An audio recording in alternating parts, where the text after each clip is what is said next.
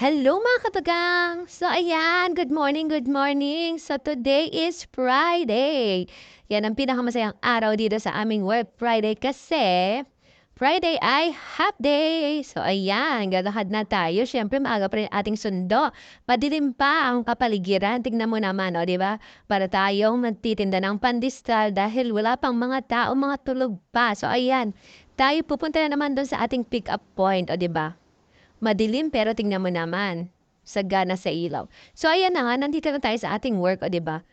Nagigising lang ang peg, natulog kasi ako sa bus habang nabiyahe. At syempre, kakain muna tayo ng almusal, ating noodles, kape, at syempre, ang ating natirang cupcake. So ayan, pagkatapos kumain, sundo na ng mga bata. Syempre, ano pa bang gagawin yun? Ating main routine dito sa ating trabaho, ang magsundo at maghatid ng mga bata sa kani-kanilang mga tahanan at sa school. So ayan nga mga kabagang, tingnan niyo naman kahit nasa disyerto, o di ba ang bongga.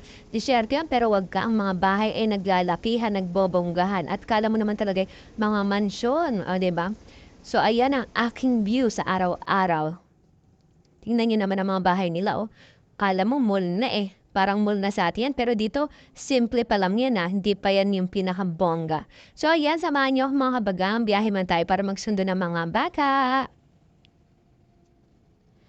Maaga pa nga pala yan, 6:00 ng umaga. Saglit lang naman magsundo. At syempre, ayan, ang saya-saya ko nga kasi after ko maghatid, magsundo ng mga bata, binigyan tayo ng hadiah ng parents ng ating estudyante. O, di ba? Bongga, sana lagi. So, ayan, mag-start na tayo mag-work. Tama na ang mga paano-ano at tayo magtrabaho muna. So, ayan nga, aking trabaho ngayon dito, na-assign ako sa repro. So, ako yung mga nag-laminate at nag-stapler ng mga kailangan ng mga teachers para sa kanilang mga estudyante.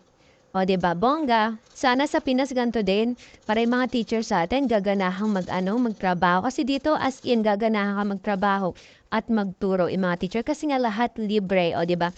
May pa lamination, may pa xerox. So, ayan, pagtapos natin, magsusundo tayo ng mga bata. At pagkatapos natin magsundo, ayan na nga, nakapaghatid na tayo. Siyempre, kung makikita nyo, walang bata sa bus.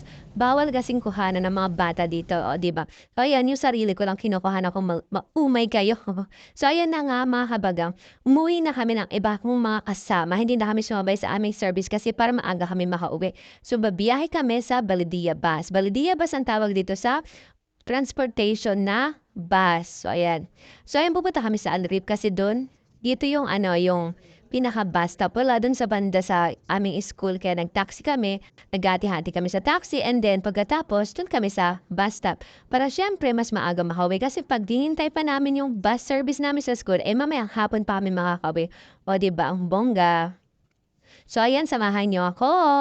So, tingnan mo naman, kahit nasa desierto, magtataka ka, paano naglaguan yung mga halaman dito, diba? So, ayan nga, post muna tayo habang hindi pa naandar ang bus. So, ayan, nandito na tayo sa loob ng bus. Nakakainis niya kasi yung bintana hindi clear. Kaya ayan lang yung ating napupuhanan. So, ayan, papunta na kami ng Abu Dhabi City niyan.